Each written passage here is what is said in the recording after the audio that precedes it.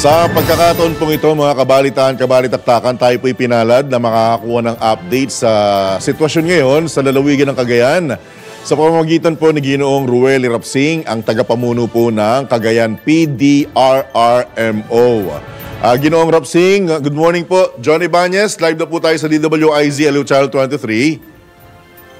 Hello, good morning po sir at sa lahat po ng inyong nagasubaybay. Alright. Una-una sa lahat, maraming salamat po sa pagkakataon na makakuha ng update kaugnay ng nagdaang Bagyong Christine at ngayon naman po ang Bagyong Leon. Ano na po ang lagay ngayon ng lalawigan ng Cagayan, Ginoong Rapsing?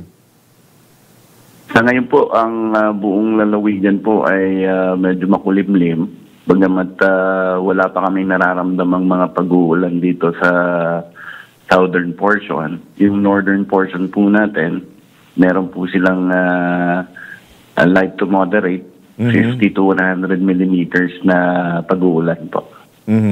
Ang inyo po bang lalawigan after ng Christine, dahil sa epekto ng Bagyong Christine, isinailalim po ba kayo sa state of calamity, Ginoong Rapsing? Sa time po ni Bagyong Julian, sinailalim po yung lalawigan ng state of calamity. So, nag-carry over lang po yun sa panahon ni Christine. Alright. Sa pagkakataon po ito, sa mga oras na ito, nakasailalim pa rin po ba kayo o tinanggal nyo na po, Ginoong Rapsing? Yes po, enforced pa po yun. Hanggang sa ngayon po.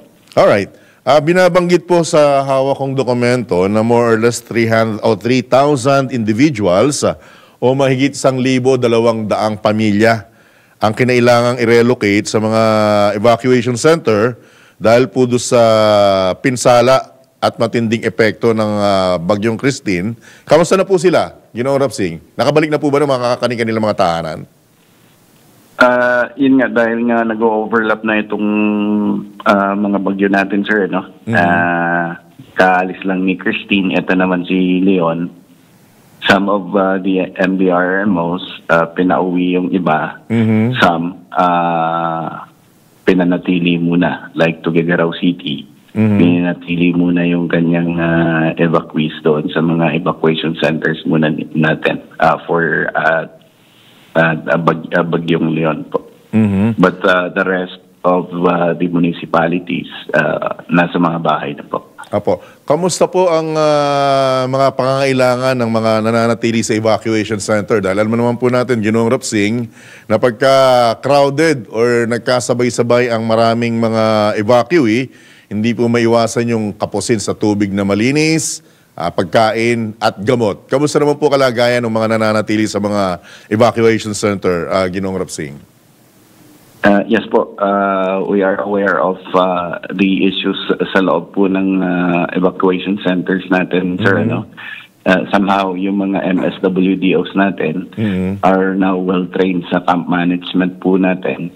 And we make sure na itong evacuation centers natin are sensitive as to gender and yung mga kabataan at mga elderlies natin ay napapangalagaan.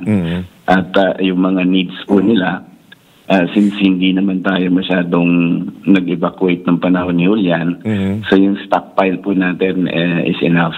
So far, wala pa pong mga local governments asking for any augmentation from the province para i-augment yung kanilang stockpile po. Alright, so assured po ang mga taga-Cagayan na ikangay kaya pa ng inyong lokal na pamahalaan na tugunan ng lahat ng pangangailangan at hindi pa po kailangan ng tulong mula sa national government. Tama po ba yung pagkakaintindi ko, Ginoong Rapsing? Yes, sir. Ano? As for itong hinaharap namin, si Bagyong Leon, hopefully hindi masyadong mapaminsala ito. For sure, kasi nung dumaan si Christine, the remaining balance of the quick response fund, we've already requested the provincial board for the additional appropriation para dun sa damages. So, depleted na yung aming quick response fund. Should there be any damages under Bagyong Leon, we might be requesting to the NDRMC for augmentation of our quick response fund po. Alright.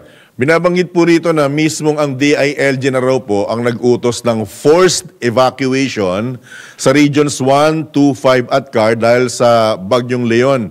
So kanina binanggit nyo po yung ibang mga nasa evacuation center ay nagsibali ka na. So paano po natin tatagniin itong kautusan nito ng DILG kaugnay sa panunumbalik naman sa kanilang mga tahanan ng ilang mga evacuee, Ginoong Rapsing? Yes, sir.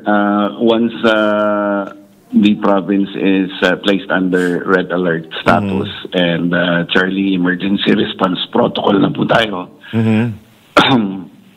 the local chief executives are actually advised to conduct forced evacuations po. Alright. Nasa inyo po ang pagkakataon, pero bago pala yun, kamusta na po yung mga binahang lugar? Mataas pa rin po ba ang baha? Ginoong Rapsing? Everything nag-subside na po. No? Lahat po ng tributaries natin, even the Cagayan River, nag-subside na po, sir. Apo. At batid naman natin na tuwing may tatamang bagyo sa bansa, talagang kauna-unahan or hindi nawawala sa listahan ng binibisita ng kalamidad ang Cagayan. Ibig po bang sabihin ng mga residente ng Cagayan talagang handa na at sanay na sa mga ganitong uri ng mga pangyayari, Ginoong Rapsing? Yes, sir. All of our preparedness, since we've experienced Lawin and Ompong, our preparedness is always for the worst po, sir. Alright. Nasa inyo po ang pagkakataon, Ginoong Rapsing, baka may karagdagan pa po kayong mensahe, lalo na po sa ating mga kababayan at maging sa ating national government. Go ahead po, sir. Yes po, sa mga kababayan po natin, maging kayo man ay nasa Metro Manila o andito sa Cagayan, rest assured, ang inyong mga local governments, ang inyong pamahalang panlalawigan ay nakahanda. Kapag kayo po ay pinuntahan ng mga local barangay officials ninyo para kayo idalhin sa mas safe na lugar, sumama lang po kayo. Maaari po tayong umakyat, mailagay sa warning signal number 2 dito sa Bagyong Leon at sa sunod-sunod na sama ng panahon, kailangan na ho nating mag-ingat, lalong-lalo na sa highly susceptible to rain-induced landslide dahil lupang medyo saturated na yung ating mga kalupaan.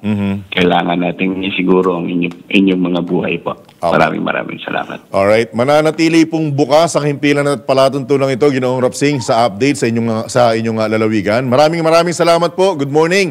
Ingat po kayo dyan sa Cagayan. Maraming salamat po sa inyo at sa lahat ng inyong taga-subaybay po. Apo, yan po mga kabalitaktakan, si Ginoong Rueli Rapsing, ang tagapamuno po ng Cagayan PDRRMO.